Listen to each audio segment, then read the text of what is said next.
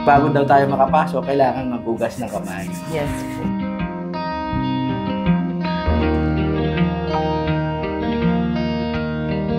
Nasaan tayo ngayon, ma'am? So, nasa receiving and sorting area po tayo. Yeah. So, as of now po, pinipilian natin yung mangga based doon sa hindi appearance but the ripeness. So, The ripeness. Yes po. So, Okay. para kailangan nating i-pinch doon sa pinakamalapit sa pinagpitasan para malaman natin kung Sa pinaka para po ano niya? Apo, sa pinagpitasan ng mangga. Aha. So, pag prines mo siya at matigas-tigas pa, so good siya for pickling. Kasi since we have some rejections na mapapress mo pa lang at malambot na, alam mo na siyang what we call alanganin. Medyo ala. Ito, medyo malambot. So, this po, ayan.